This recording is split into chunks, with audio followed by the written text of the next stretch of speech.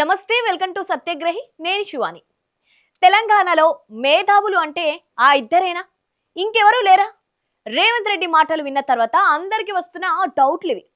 తెలంగాణను రేవంత్ రెడ్డి అర్థం చేసుకున్నది ఇంతేనా అన్న అనుమానాలు కూడా వస్తున్నాయి. రేవంత్ చెప్పిన ఇద్దరిని తక్కువ అంచనా వేయట్లేదు. కానీ ప్రజాకవి కాళోజీ నారాయణరావు, ప్రధానిగా చేసిన పివి నరసింహారావు, ప్రొఫెసర్ జయశంకర్ వీళ్ళని ఏమనాలి? వీళ్ళు మేధావులో కాదో? రేవంత్ రెడ్డి ఎందుకు ఆ ఇద్దరి గురించే మాట్లాడారో ఈ వీడియోలో తెలుసుకుందాం. తెలంగాణను సమగ్రంగా సంపూర్ణంగా ఆకలింపు చేసుకున్న మేధావులు రాష్ట్రంలో ఇద్దరంటే ఇద్దరే ఉన్నారు. ఇటీవల ఒక సభలో తెలంగాణ ముఖ్యమంత్రి రేవంత్ రెడ్డి చేసిన ఈ వ్యాఖ్యలు ఇప్పుడు రాజకీయ వర్గాల్లో, మేధా వర్గాల్లో పెద్ద చర్చకు దారితీశాయి. రేవంత్ రెడ్డి దృష్టిలో ఆ ఇద్దరు వ్యక్తులు దివంగత కేంద్ర మాజీ మంత్రి జైపాల్ రెడ్డి, ప్రస్తుత కాంగ్రెస్ నాయకుడు కె కేశవరావు. తెలంగాణ సమాజం పట్ల సంపూర్ణమైన అవగాహన నుండి మేధావులు అని చెప్పగలిగిన వాళ్ళు నా దృష్టిలో ఇద్దరే. ఒకటి జయపాల్ రెడ్డి గారు, రెండు కేశవరావు గారు. నాకు పరిచయం ఉన్న దాంట్లో. అయితే ఈ వ్యాఖ్యల తర్వాత సమాజం నుంచి ఒక ముఖ్యమైన ప్రశ్న వస్తోంది. మేధావులు అంటే ఆ ఇద్దరేనా? ఇంకెవరూ లేరా?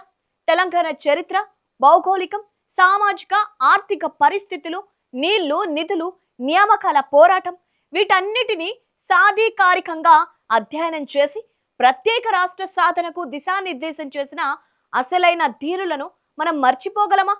తెలంగాణలో ఎంతో మంది మేధావులు ఉన్నారు. వారితో పాటు తెలంగాణ అస్తిత్వాన్ని, ఆత్మను సంపూర్ణంగా అర్థం చేసుకున్న మరో ఇద్దరు మహోన్నతుల గురించి కూడా మాట్లాడుకుందాం. తెలంగాణ గురించి మాట్లాడాల్సి వస్తే లేదా రాయాల్సి వస్తే అందరికంటే ముందుగా గుర్తొచ్చే పేరు ప్రొఫెసర్ కొత్తపల్లి జయశంకర్. జయశంకర్ సార్ కేవలం ఒక అధ్యాపకుడు మాత్రమే కాదు, ఆయన తెలంగాణ సిద్ధాంతకర్త. ఒక ప్రత్యేక రాష్ట్రాన్ని సాధించాలంటే ముందుగా బలమైన ఆలోచన, సైద్ధాంతిక పునాది కావాలి. ఆ పునాది వేసిన మహానీయుడు జయశంకర్ సార్. అన్యాయాలను గణాంకాలతో నిరూపించిన తపస్వి ఆయన. ఉమ్మడి ఆంధ్రప్రదేశ్ రాష్ట్రంలో తెలంగాణకు జరిగిన వివక్షను, నీళ్లు, నిధులు, నియామకాల రంగంలో జరిగిన అన్యాయాలను ఆధారాలు, లెక్కలతో సహా దేశానికి వివరించిన మహోన్నత వ్యక్తి ఆయన. తెలంగాణ భాష, సంస్కృతి, ఆత్మగౌరవం ఏ విధంగా అణచివేతకు గురయ్యాయో చారిత్రక ఆధారాలతో ప్రపంచం ముందుకు తెచ్చారు. తెలంగాణ ఎందుకు ప్రత్యేక రాష్ట్రం కావాలి అనే ప్రశ్నకు ఆయన తన జీవితాన్నంతటిని సమాధానంగా మార్చారు. తెలంగాణను ఒక ఆలోచనగా, ఒక అస్తిత్వ పోరాటంగా మలచడంలో ప్రొఫెసర్ జయశంకర్ పాత్ర అమూల్యం.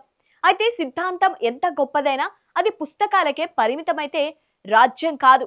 ఆ సిద్ధాంతాన్ని కోట్లాది మంది ప్రజల హృదయాల్లో నాటాలి. దానిని ఒక మహాప్రజా ఉద్యమంగా మలచాలి.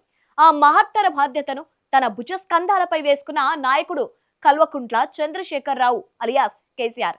ప్రజా ఉద్యమం, రాజకీయ పోరాటం, జయశంకర్ సార్ అందించిన సిద్ధాంతాన్ని ప్రజా క్షేత్రంలోకి తీసుకెళ్లి కోట్లాది తెలంగాణ ప్రజలను ఒకే వేదికపైకి తెచ్చారు కేసీఆర్. తెలంగాణ సాధన ఆకాంక్షను జాతీయ స్థాయికి తీసుకెళ్లి రాజకీయ నాయకులను మెప్పించి, ఒప్పించి ప్రత్యేక రాష్ట్ర కళ నెరవేర్చారు. తెలంగాణ భౌగోళిక స్వరూపం, జలవనరుల పంపిణీ, వ్యవసాయ రంగం, విద్యుత్ సమస్యలు, సాంస్కృతిక వైవిధ్యం, ఇలా ప్రతి అంశంపై కేసీఆర్ కు ఉన్న అవగాహన అపారమైనది. ఆయన ఉద్యమ ప్రసంగాల్లోనే కాదు, ఆయన రాసిన పాటలు, శాసనసభ ప్రసంగాలు, చివరకు ముఖ్యమంత్రిగా ఆయన తీసుకున్న విధాన నిర్ణయాల్లోనూ ఇది స్పష్టంగా కనిపించింది. తెలంగాణను కేవలం ఒక రాజకీయ అంశంగా కాకుండా ఒక నాగరికతగా, ఒక చరిత్రగా, ఒక జీవాత్మగా ప్రజలకు పరిచయం చేసిన నేత కేసీఆర్. తెలంగాణ మట్టిలో ఎంతో మంది మేధావులు, ఉద్యమకారులు జన్మించారు.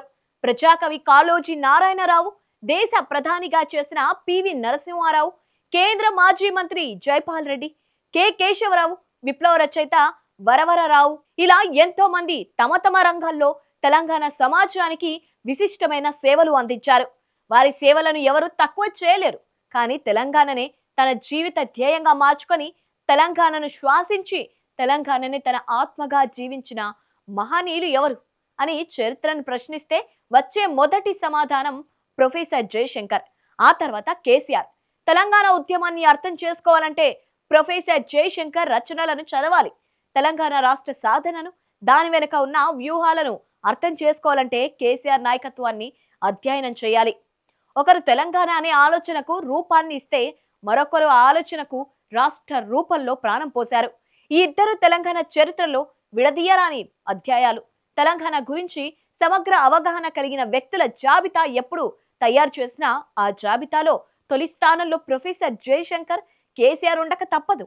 ఈ ఇద్దరిని తెలంగాణ చరిత్ర నుంచి వేరు చేసి చూడటం ఎవరికీ సాధ్యం కాదు. అలా చేస్తే అది మహత్తరమైన తెలంగాణ ఉద్యమ చరిత్రను, రాష్ట్ర సాధన వెనుక ఉన్న కోట్లాది మంది ప్రజల త్యాగాలను విస్మరించడమే అవుతోంది. తెలంగాణ చరిత్రలో మేధావుల పాత్రపై మీ అభిప్రాయం ఏమిటి? రేవంత్ వ్యాఖ్యలను ఎలా చూస్తారు? దీనిపై కామెంట్ బాక్స్ లో ఖచ్చితంగా మీ అభిప్రాయం తెలియజేయండి. ఈ వీడియో నచ్చినట్టయితే లైక్ చేయండి, షేర్ చేయండి. ఇలాంటి పొలిటికల్ అప్డేట్స్ కోసం మా ఛానల్ ఇప్పుడే సబ్స్క్రైబ్ చేసుకోండి.